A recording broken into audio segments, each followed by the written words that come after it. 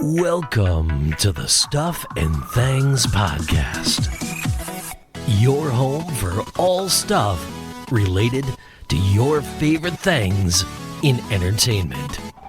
Now, here are your hosts. Hello everybody and welcome back to the Stuff and Things Podcast. I am Sam. It is episode 006 of the Stuff and Things 2.0 podcast. Next week it will become abundantly clear why I've been doing the double O's in front of everything, and I'll reveal it at the end of this episode. Joining me for this week's show, and every week basically, it's Stefan. Good morning, afternoon, evening and good night. Hey buddy, how you doing? I'm doing good, man. How are you? Yeah, I'm okay. I think, surviving post the kids' holidays and stuff like that, and just coming out the other side of that without murdering them. That's good. That's like, I feel like parents should get like, how when you're a kid and you're at school, and you get all the holidays, you get like half term, end of term, the Easter holidays, Christmas holidays, summer holidays, and then you transition into work, and it's like there's that probably that first year where it's like, so hang on a minute, let me just clarify this.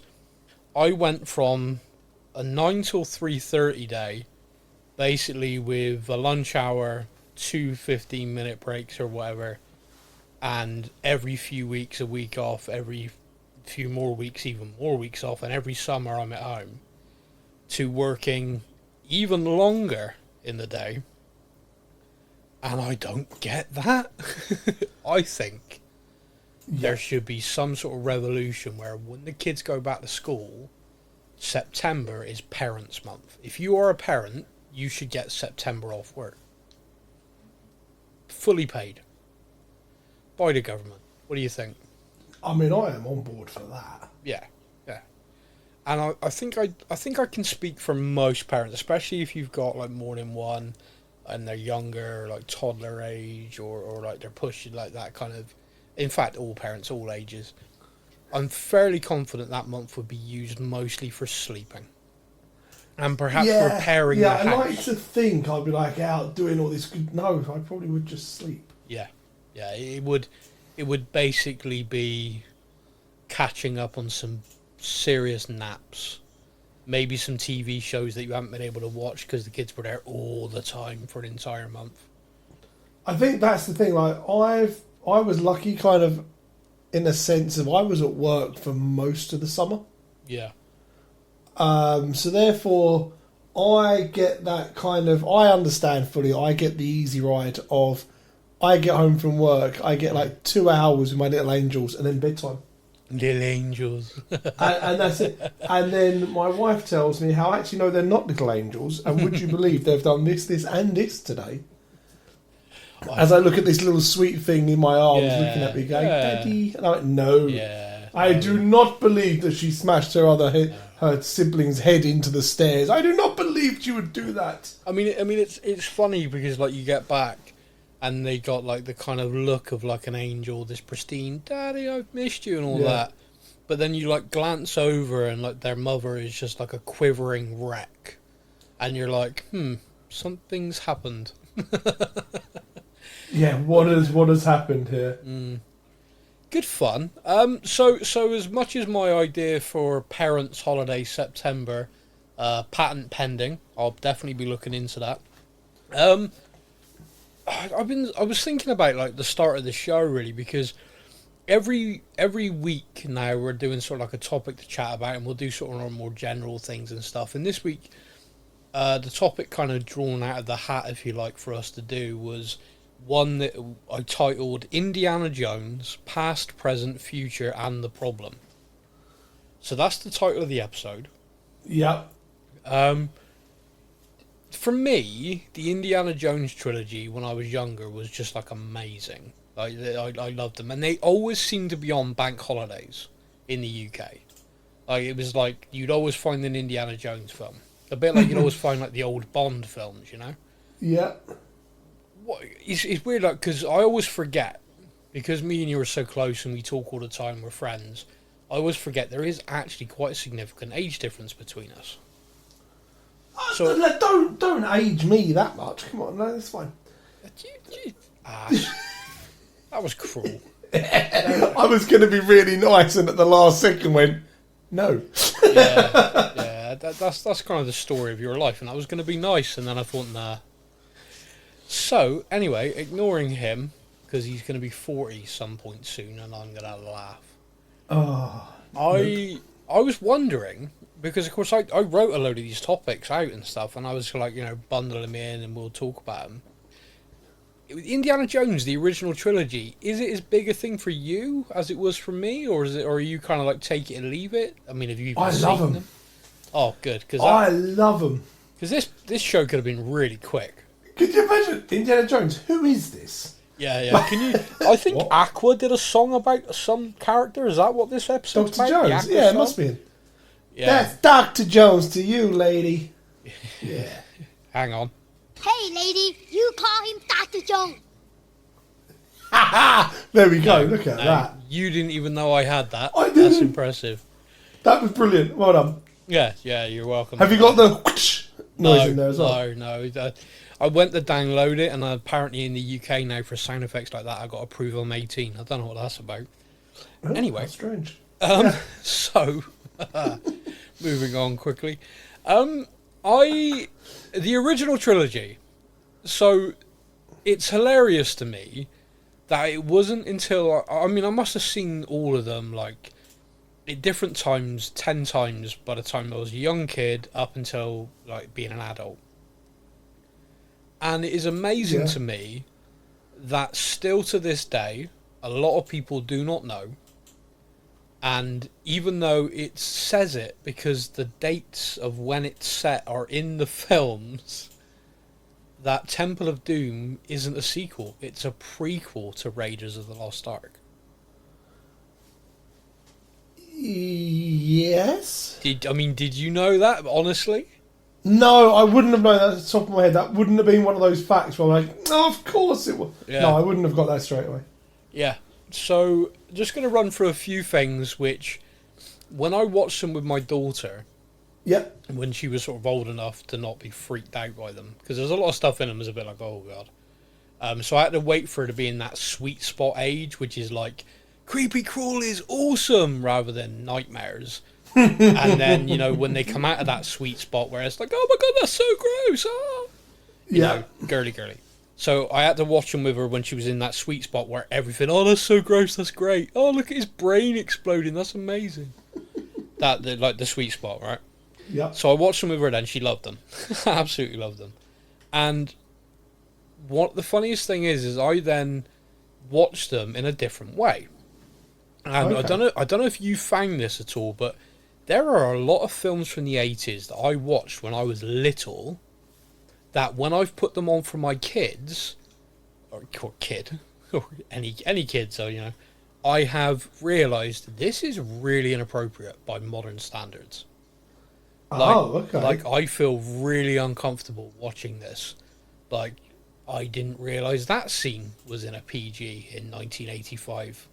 Oh, that's just the parents talking about, what they're going to do in the bedroom when this kid leaves.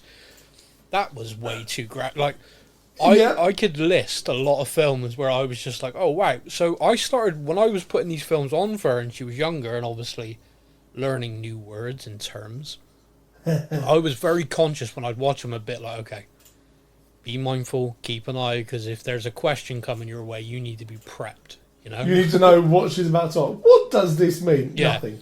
Yeah, when he said she could sit on... No, that's not what he said. Moving on. I needed to know when to cough to block out words, when to just... Certain words. Oh, look at that outside. What? Nothing. Yeah. No, it's gone now. Okay, what's your cat doing there? Why? I don't know. So all the parent tricks, all the Jedi mastery. And speaking of Jedi mastery, obviously, Indiana Jones was made, in part, by George Lucas, the master of all of Star Wars. Yep. And there are a lot of little Easter eggs for Star Wars in it. Oh, okay. Now, hilariously, I spotted one when I was younger. That is one, and is one that a lot of people, as time went on, obviously found it and talked about it. And as the internet, you know, before the internet, it literally was word of mouth for these things. With the internet, you literally there's a YouTube video, 400 Easter eggs hidden in films. Like, you can literally just find them. People tell you. Some of them are fantastic. Other ones are like, oh, come on. Like, do you get the ones that are like proper, like reaching for them? I mean, this link is definitely because this character's third cousin's wife's sister. Yeah, I do find that on the breakdown sometimes, especially with Marvel stuff. Like, there was a comic book 400 years ago that basically said that, so clearly the guy saying that means that, and I'm like, well, hang on a minute. That, okay, I feel like... That guy's car registration number plate has these 2 digits in it. Now, clearly that means... Yeah, exactly. It means Mephisto, that's all it means, ever. But back to this. In Raiders of the Lost Ark, the first film, when he finds the Ark of the Covenant, when he's at a tomb, like trying to excavate this thing, there are hieroglyphs all over the wall, and one of the hieroglyphs on the thing is R2D2 and C3PO stood next to each other. That's cool. It's literally there, right? So I spotted that as a kid, got told by my older brother I was stupid. As an adult, everyone now knows. No, it's not, stupid boy. So you know, I win on that. I mean, so that was good. I mean, he did beat me up for it, but whatever, I won. That's all that matters. That's all that matters. That's fine. Now, this is the funniest one, right? Now, that is so obscure. Blink and you miss it. I spotted that as a kid. Yeah. I've watched Temple of Doom, I don't know how many times. Countless times. And then again as an adult. My daughter, aged then 6 or 7, goes, it's called Obi-Wan. And I went, what? Right at the beginning of this film, Indiana Jones is in a bar. When he runs away from this bar because of a fight and a dispute and short range driving the car, the bar is called Obi-Wan's. In big friggin' neon wording. And how have I never seen that? And I had never once picked that up at all. Like an absolute, just unbelievable. There are loads, and if you go back and watch them with it in mind, you will see all of them, and you will laugh every time. They are very clever. How have I not very well done?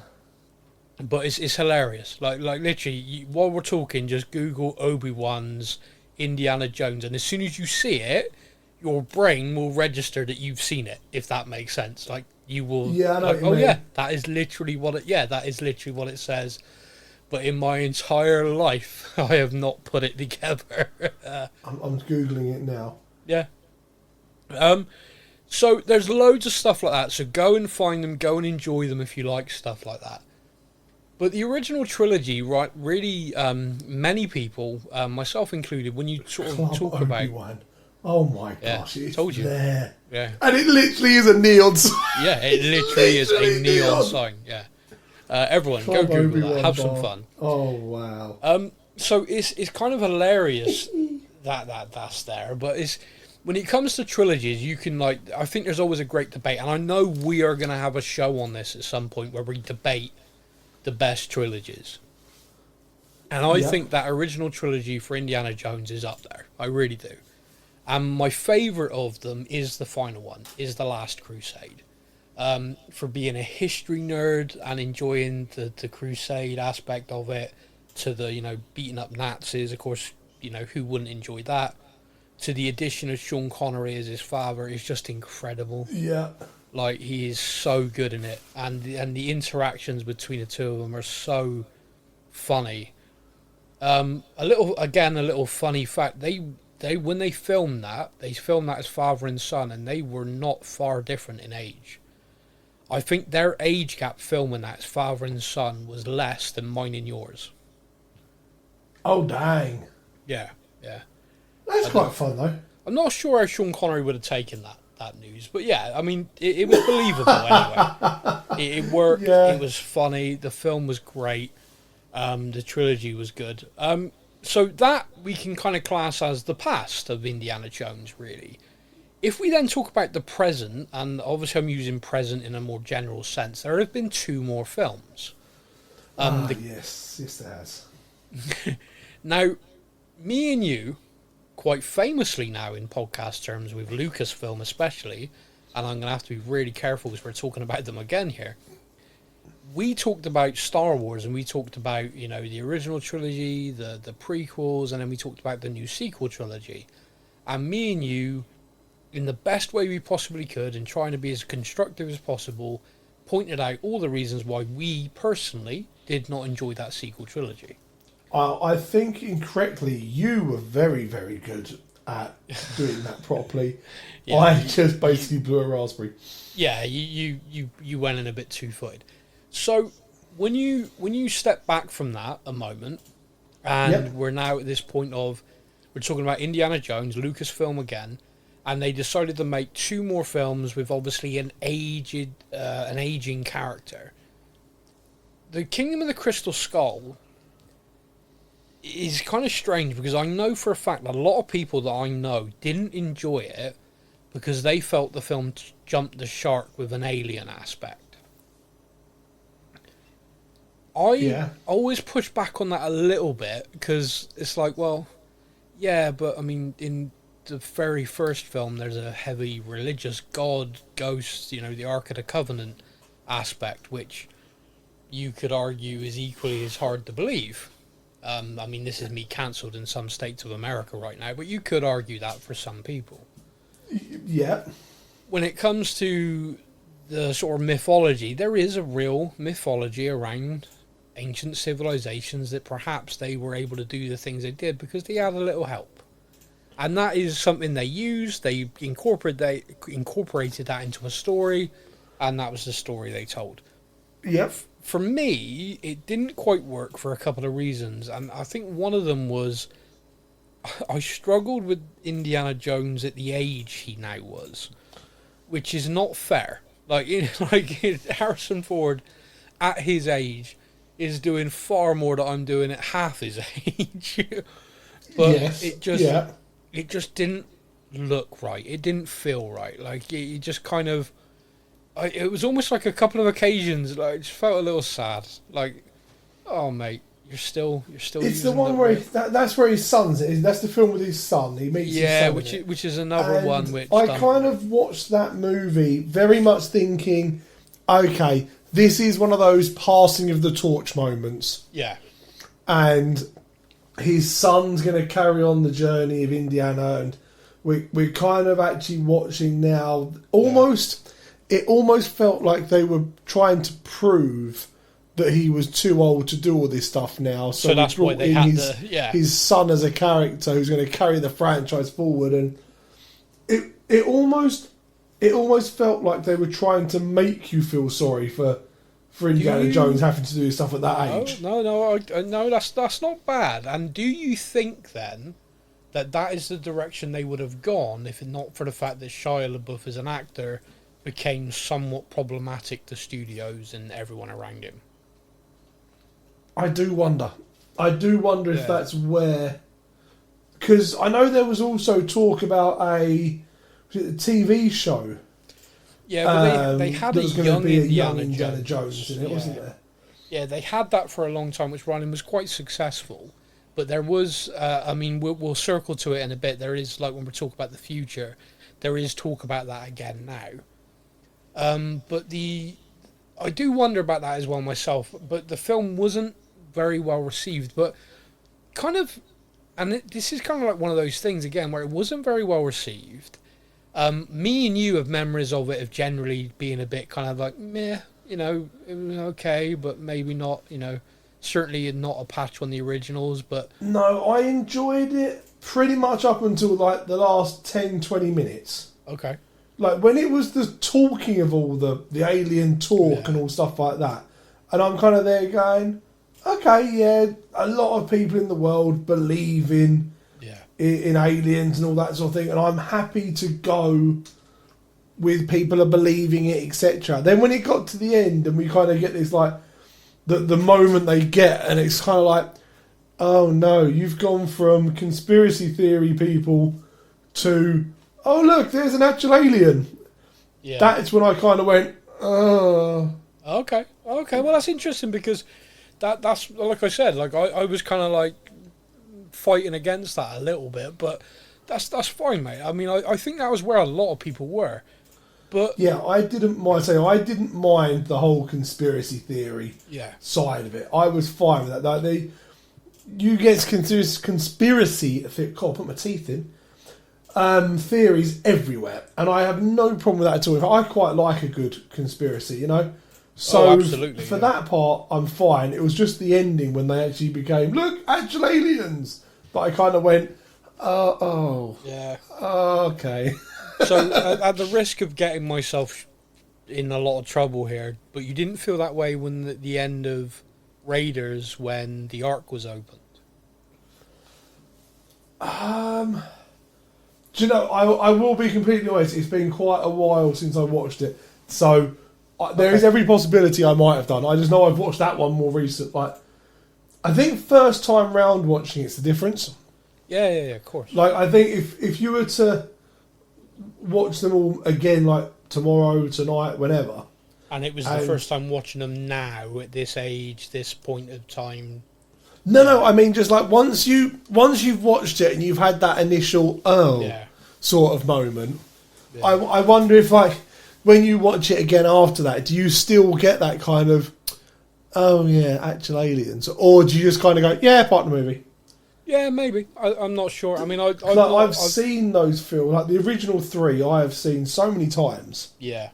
That I probably now get to the end of Raiders and I don't even kind of go, oh, come on, jump in the shark bit. I'm probably just going, Indy. Yeah, I hear what you mean. If that makes sense. So the most recent one, however, is Indiana Jones and the Dial of Destiny. This one again has a very strong tie to the Nazis. They de-aged Indy for a good chunk of the film to kind of tie that back in, I think, to try and recapture the magic of Indiana Jones beating Nazis. The CGI face, yep. Yeah, I mean, it's very good, really. I know it's not perfect, but it's still very good. No, you have to admit, yeah. Yeah. When it comes to this film, I actually feel they got the balance of him being older much better. Like, he is it was almost like he was no longer an old man trying to do the things he used to do, but rather a man knowing where he's at in life, trying to achieve the same goals, but doing it in a way that he's doing it at this age. Does that make sort of sense? Yep. So I kind of felt like they got that balance of it a little bit right. Where this film, I think, struggled a lot, and I'd love to get your take on this, is where perhaps we theorised his son was going to play a major part going forward, and the kind of passing on, like you said, pass the torch. They introduced a new character into this to kind of fill that void, and yes, I'm gonna say this. I think Phoebe Waller-Bridge is a very, very talented writer of TV. She's written some stuff that I really, really enjoyed, and I'm really, really hopeful that her writing of the new Tomb Raider TV series is going to be of that quality. Seasons 1 and 2 of Killing Eve is what I'm talking about, in case people think I'm talking about that crap Fleabag. That wasn't for me. But people loved it. People loved that show, though, so it just wasn't for me. As an actor, I can't stand her. And she seems a lovely person, by the way. I've seen her interviewed so many times, but everything she's in, I watch her as an actor, it completely takes me out. Oh, like, really? It just, I can't, like, yeah. And I know, and like, that's just me. And there's loads of actors like it, men and women. It just, every now and again, you see them in something and you go, oh, what? And like, I like her. She seems great. And like I said, her writing is amazing. The minute she's in something, I do kind of go, oh, okay. Gotcha. Yeah, I think we all have those kind of... Yeah. Will Ferrell, for me. Yeah, exactly. Yeah, fair point. God, yeah. I see his name within 100 miles of something I want to see. And I automatically go, oh, I might not. Yeah, I might leave that. Like, they could have turned around, like, we all know, like, I'm a massive Marvel fan and stuff. Yeah. They could turn around to me and go, right, here's the next big baddie that we're going to have, and it's going to be played by Will Ferrell. And I'll be like, nope, MCU's over. Don't worry. Finish at Endgame, I'm out, it's fine. Which was the title of a previous podcast. Yeah. So, for me, that immediately was a bit like, oh no, but I do battle that because I know that that's just like a kind of inbuilt bias I have. So when there's scenes and I'm like, oh, and I'm like, no, come on, be fair, try and forget that. You don't like her for a moment and just watch the scene. When I watched the film, it kind of did this fake out ending around Indy. And I was kind of sad, and I was like, oh, don't end it like this. And then obviously he did fake out ending, and he's okay. And I'm like, all right, okay. I kind of feel like that's the story done. I kind of felt like Indiana Jones 4 didn't land it very well. This one kind of has, so I'm happy. I'm just like, it wasn't the best, but the story is done now. I'm okay. When I read the reaction afterwards, the biggest thing I saw was that her addition, her being added, and her kind of, in essence, being the lead in the film, really. I guess because she was younger, could do more and stuff, and her having her own, dare I say, version of Short Round as a character with her. Hey, lady, you call him Dr. Jones. It didn't work. Like, people hated it because of it. Like, it's like such a fine line to get it right between a lovely nod and nostalgia to actually being a problem. Yeah, I must admit, the latest Indiana Jones, Yeah. with all the excitement in the world, Yeah. I went to the cinema and watched it. Yeah. And I left the cinema and was like, was it an Indiana Jones movie? Yeah.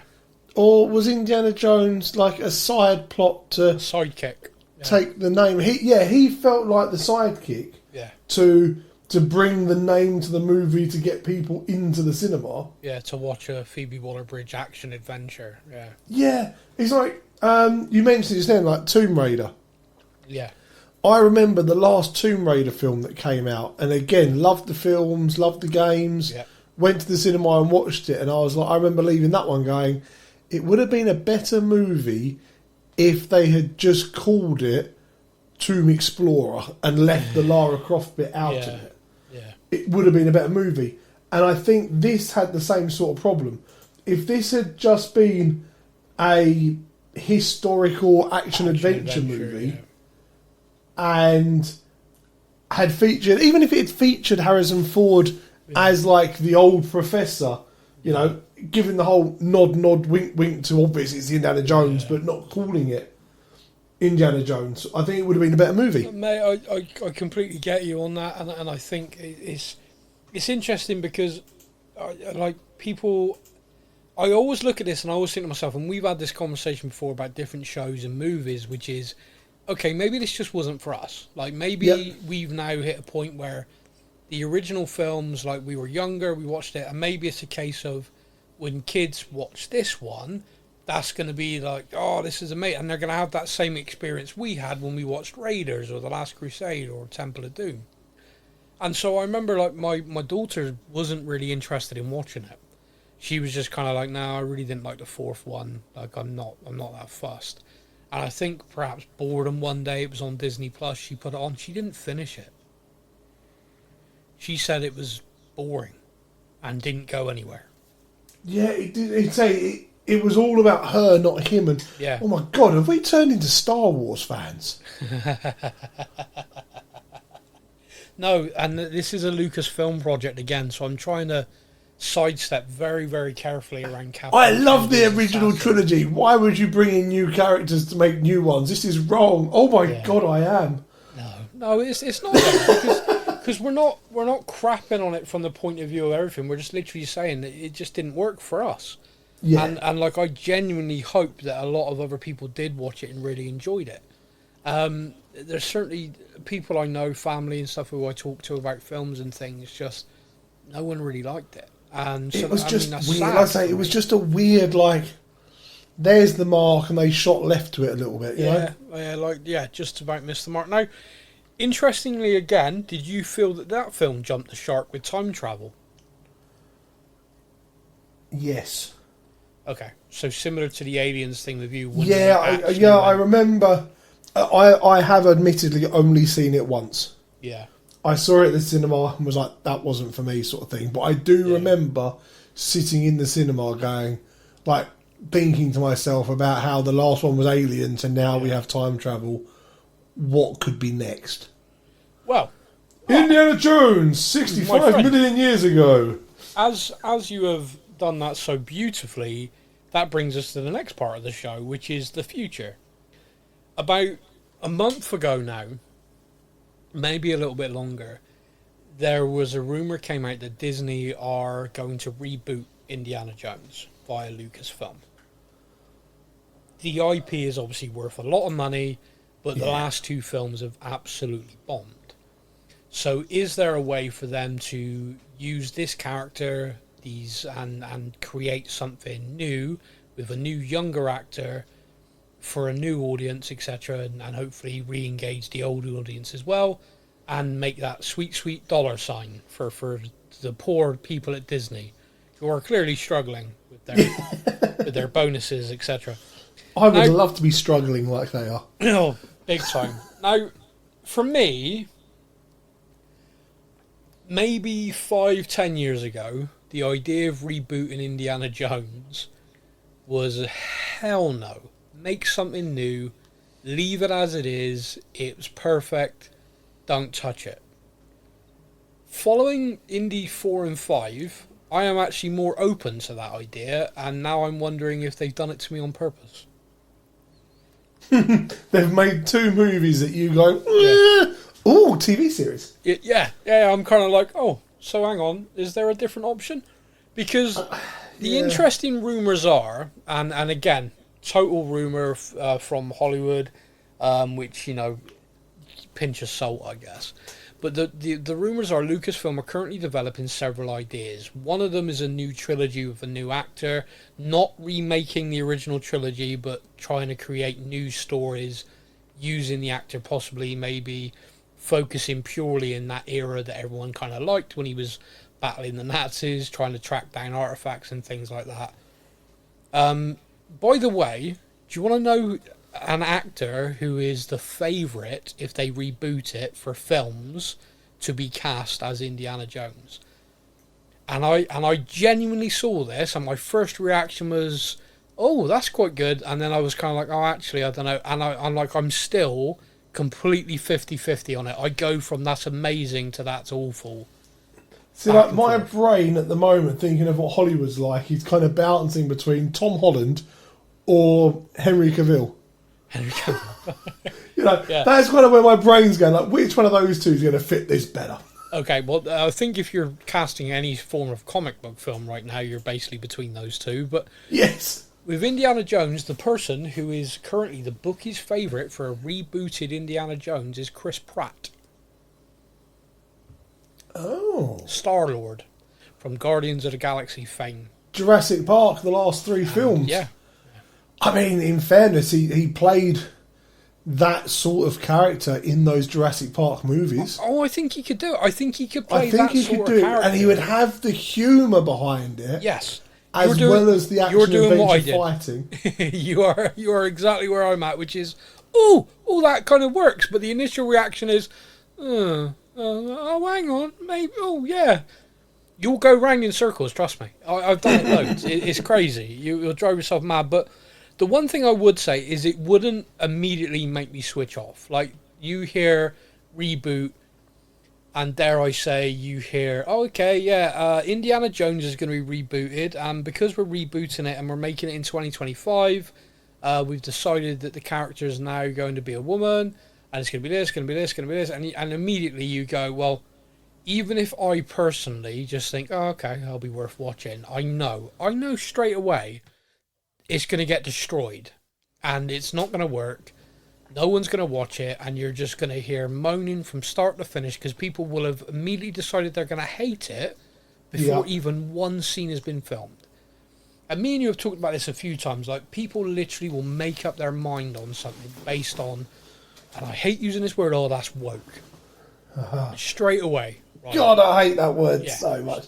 I am now convinced that 99% of people that use that word don't actually know what it means anymore. It's now just a case of, if I do not like something, but I can't really explain why I don't like it, it's woke.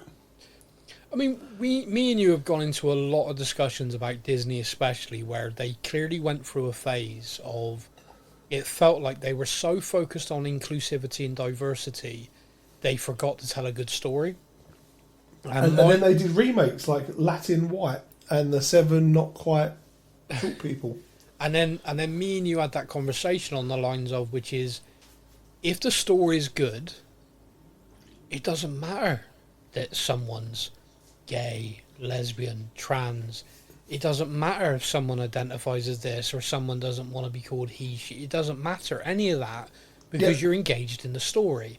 And my argument always has been, if the story is first and everything else is then just normal, because you're focused on the story, and that's how it should be. It's when you've got a story, 10-minute monologue how tough your childhood was because you're trans. Story. And it's like, well, hang on a minute, what was that 10 minutes about? That took me completely out of the film. Yeah. Whereas if it's in the story, it's part of it, and it's just normal. And I always think to myself, surely the whole idea of equality and diversity and everything like that is everyone's just equal. Everyone's treated the same way. And here's my story that I'm telling. Everyone who's in it is everyone, and they're the characters in the story, but the focus is the story. And me and you said, like, it feels like they lost that for a good few years with a number of films across animated, live action, across all the studios. Yeah. And you only got to look at their financial performance after that, and the whole, go woke, go broke thing which happened in America. It's insane, like the drop off and the number of people who lost their jobs over things, and you got to look at the way they're trying to remake stuff now, the way they're trying to move back to, and I don't like the idea that that's a victory for the right. I don't like the idea that's a victory for the woke hate mob.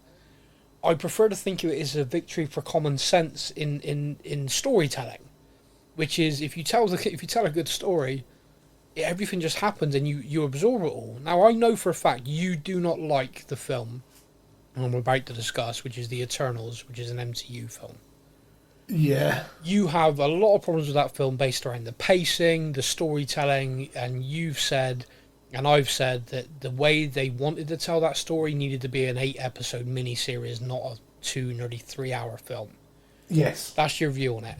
The one thing I know, though, is the character having a husband and an adopted son, that ain't even on your radar. Yes. It was completely agree. Just in the film. It's just in the film. And it's referenced, like, oh yeah, I'm just going to go get my husband. There was no monologue about, oh wow, you're gay and you're open about it. Tell me more about that. Which you kept getting over and over and over again. And that's why people hated it. With The Eternals, I never once saw anyone picking up on that and screaming it's woke. I saw a lot of people saying it was dull and boring. But I didn't see a massive woke backlash against the film. I'm pretty sure there's a character who's deaf in it as well. Yes, there is. Yeah. Just that was it. That was a character. Interesting plot point. And so, again, story driven. You get that right. Everything else follows with it. So I do have that fear whenever I see reboot, rebrand, restart. Oh no. What are you going to do? What's going to be? What are they going to do? I understand. Yeah. I understand that fear entirely. Yeah. Because I like Indiana Jones and I want it to succeed, because if it succeeds, I get more. And if I like something, and even if I know for a fact it wouldn't bother me, and I know it wouldn't bother you, and people I do know how the internet is. I do know how the mob is. So there's many things out there now where it's been completely slated on the internet. Yeah. And it is nearly impossible to recover from that, but it's also almost impossible for you to see that much negativity on something, Yeah. and not be affected by that when you go it's and very see it. true. Yeah, it's very true. A perfect example again with Star Wars. So again, Lucasfilm with the Acolyte TV series, they gave Yes. out all of those episodes to people to do these previews, and they bombed it. They review bombed it. They said it was woke garbage, all this stuff. Remember me and you watching that episode, like episode 3? And me and Yep. you had seen all these reviews about what it was, and we were like, "Oh, you're going to be a Jedi with like a rainbow lightsaber or something. What is going on? Like, I got no idea what I'm going to see." And we both finished that episode independent of each other, and we're like, "I don't get it." So what was it that we hated again? Yeah. Because Yeah, exactly. What, like, and the fact that we went into it looking, because we're like, "Oh, there's going to be something. I know there's going to be something that's going to set the mob off." Even this if it is don't going to bother be me. awful. Here we go. Yeah, like I'm going to Got spot to the something. end of it and went, No. It was such a kind of hate snowball. That it was such a load of influencers hated it, and then people hated it because it was fashionable to hate it, and it just snowballed. And so many that's the other people one, isn't I it? know- Once you get enough people saying Yeah, that this is awful, yeah, you then get to a stage where people are either going to love it because they want to be different, yeah, or they're just going to join in with the crowd. Because Yeah. I don't want to be down the pub with 6 of me mates having a drink talking about how crap this movie is, Yeah. and be the one person going, "Oh, actually, I quite like the storyline to I'm that." such a confrontational bastard. I would be that one though. Yeah, you would. Yeah. I'm so ordinary. It's like, oh, I hate it. I hate it. I hate it. Well, me personally love that. You said you hated it yesterday. Well, I've changed my mind. You all said you loved it, so therefore I hate it now. There you go. Yeah. Let's have a debate. But you don't even believe it. No, but I want to play devil's advocate, and I got some time to kill. That's it. Yeah, I am that asshole. So, but I do think to myself that when I get a reboot. But hearing the rumor, like Chris Pratt, for example, in a trilogy of films, I'd be excited. Like, you get the right writers to make real great action adventure historical films set around like mythology and the kind, because there's a lot of stuff there. There's a lot of stories about the occult and what the Nazis were doing and what they genuinely believed. You could have, there's a lot of stuff in amongst that you can write and make good films. The other rumor, which is going around, which doesn't have anything else or doesn't have any rumors of actors or anything attached to it, but the rumor is about a Disney Plus series, which could be instead or could be in addition to. Which, again, when you think about Indiana Jones, you could make it episodic. Like, you could tell... Like, so let's say, for example, you were to take the Raiders of the Lost Ark, and you were going to take those 3 original films, and you were going to, instead of remaking them as films, you're going to remake them, but as a TV show. So you're going to make them episodes, like flesh the stories out much more, create more, like, say, 8-episode seasons or 10-episode seasons. So let's say you did that. 10 episodes a season, 3 seasons, telling, Raiders, and do it in the correct order, not the other way round. Bloody prequel to confuse people for 42 years of their life. I just think when you look at that again has great scope to be a lot of fun and could be very good. And again, I'd almost say recasting someone as Indiana Jones for TV could be easier for people to swallow than recasting him as a new film. Does that make sense? Yeah, no, it does make sense. I agree. I think it's easier. I do think it's easier with television because it's a whole new medium. Yeah.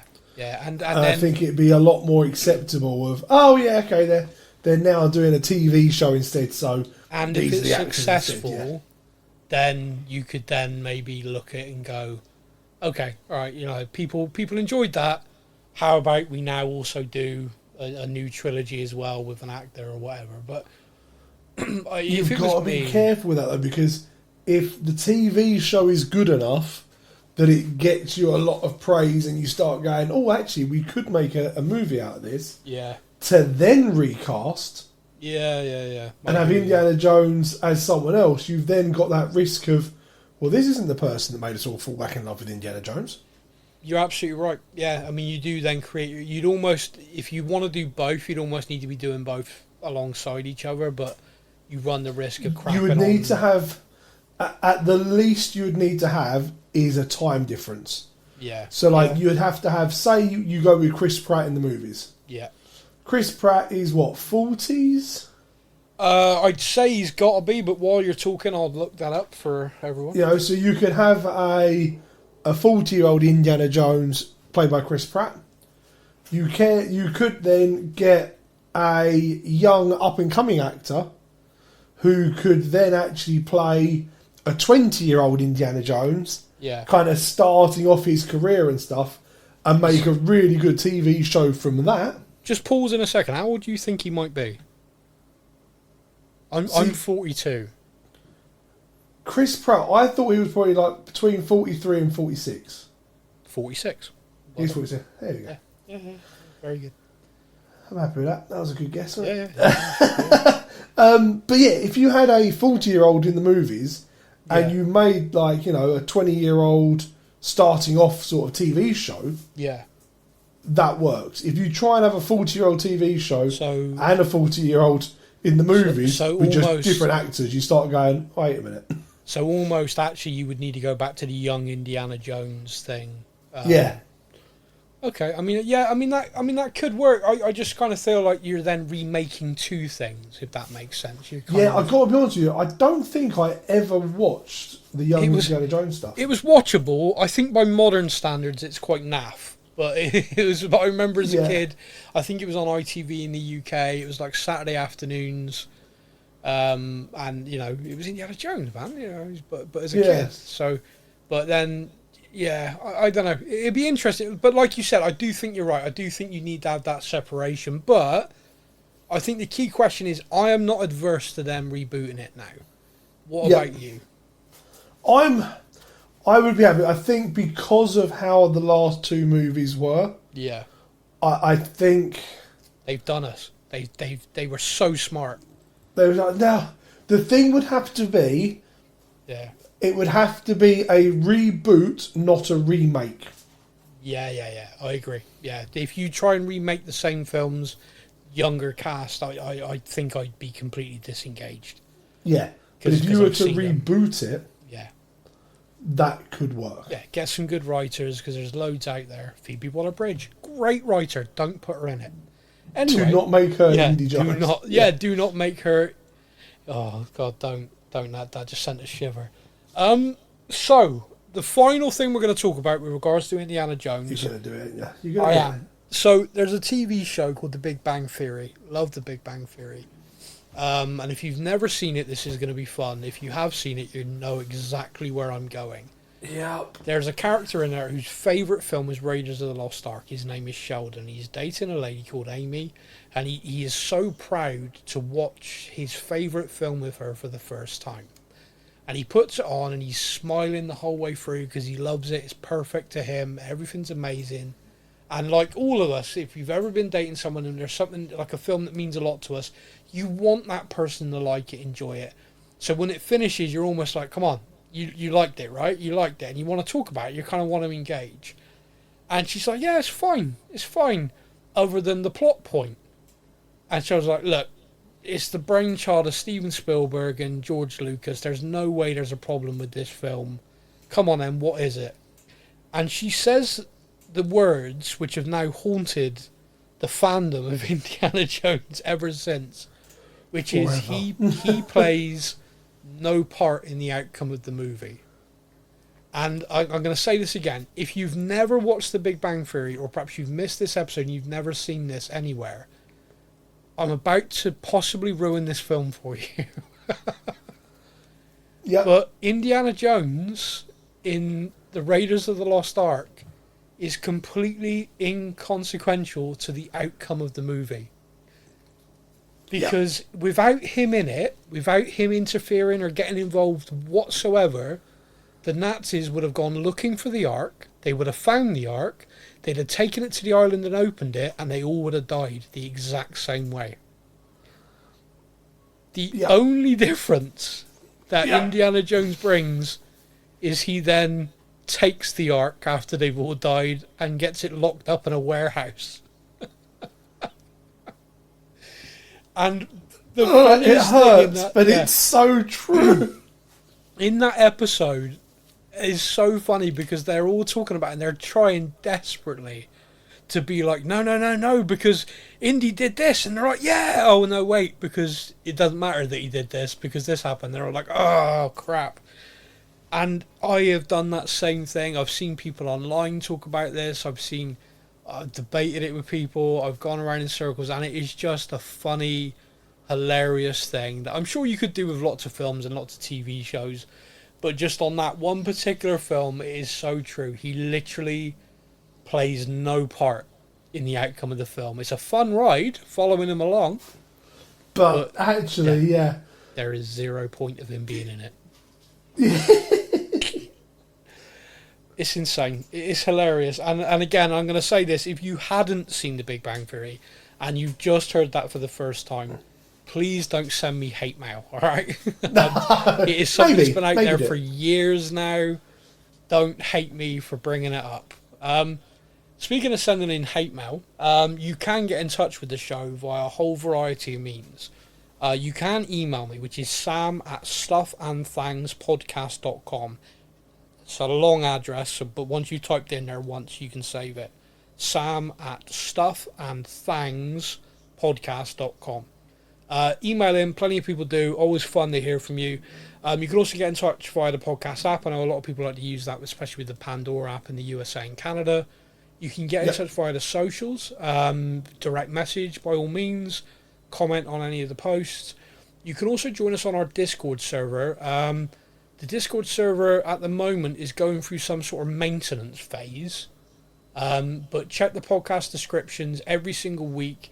And because at the moment we're not sure, we might have to change server. Am I right?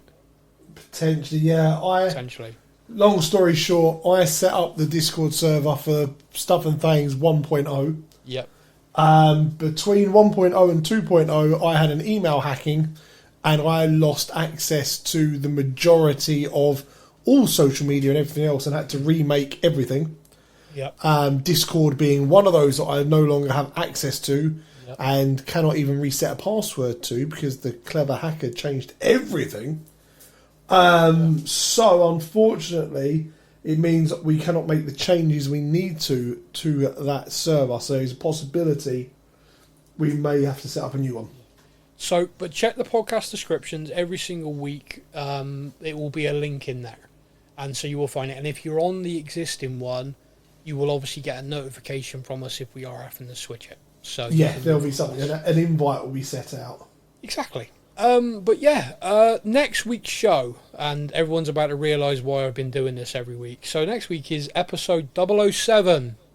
So I think everyone knows what we're going to be talking about. Star Trek! Exactly. The Wrath of Khan. No, it is next week's 007 is going to be talking all things James Bond. A little bit similar to this week, I guess, which is past, present and future, because of course there's been a lot of changes with the IP for James Bond, with Amazon now owning it outright, which is going to be kind of crazy, like what they're going to do, because at the moment, the discussions and the stuff that are going around about the directions they could go in is vast. I also have a theory of a way I think they should go. I don't think they will, but I'm going to share that next week. But that is next week. That is episode 007.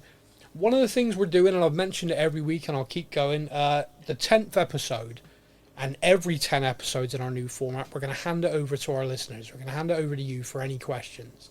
They can be about TV shows you're watching, that you're waiting for, movies that you've seen that you want to talk to us about.